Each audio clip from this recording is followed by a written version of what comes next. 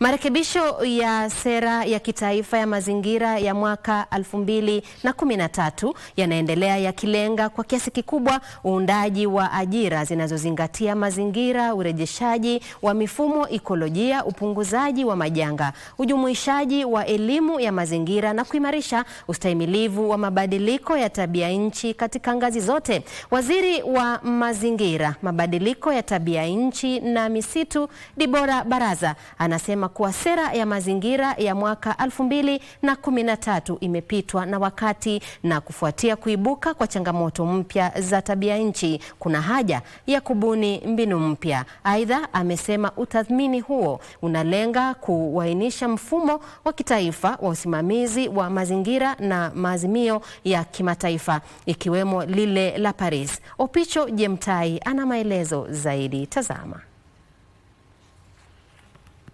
Imekuwa ikibadilika huku mataifa yakikabiliwa na changamoto tatu kuu ambazo ni mabadiliko ya tabia nchi, kuangamia kwa bioanuwai na uchafuzi wa mazingira. Huku sekta ya mazingira nchini Kenya ikiendelea kuongozwa na sera ya kitaifa ya mazingira ya mwaka 2013, kukabiliana na changamoto zinazoibuka na tabia nchi kumezua mushkeli. As a ministry, we are driving this, taking into the aspect of the new realities, noting that environment is a critical component even within the constitution and also for driving the agenda of Kenya.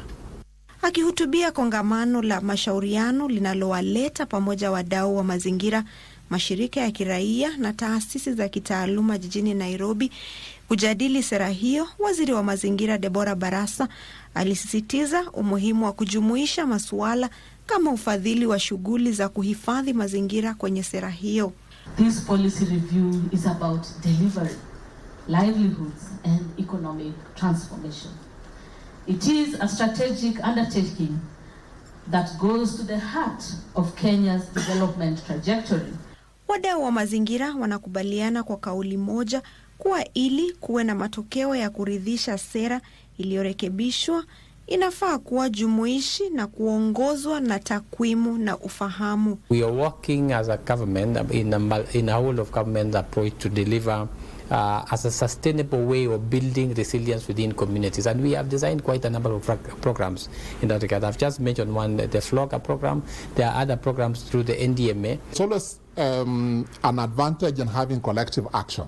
And that's why we are advocating for the ecosystem working together, so that then when you go to the COP or when you go to the negotiating rooms, you are able to negotiate as one homogeneous ecosystem. Hata hivyo, wadau hao pia walielezea haja ya kujumuishwa kwa uhalifu wa kimazingira, uwindaji haramu wa wanyamapori miongoni mwa mwingine katika sera itakayorekebishwa, huku wahusika wakichukuliwa hatua za kisheria. Will assist the government to ensure that there is also a legal framework that supports actions against all criminals that take advantage of natural resources. Masuala nyeti ya kimkakati katika ukadiriaji wa sera mpya ni pamoja na uundaji wa ajira iliyojikita kwenye mazingira, urejeshaji wa mifumo ikolojia, upunguzaji wa majanga, ujumuishaji wa elimu ya mazingira na kuimarisha ustahimilivu dhidi ya mabadiliko ya tabia nchi katika ngazi zote. When ecosystems fail, livelihoods collapse. When forests disappear, water security is threatened.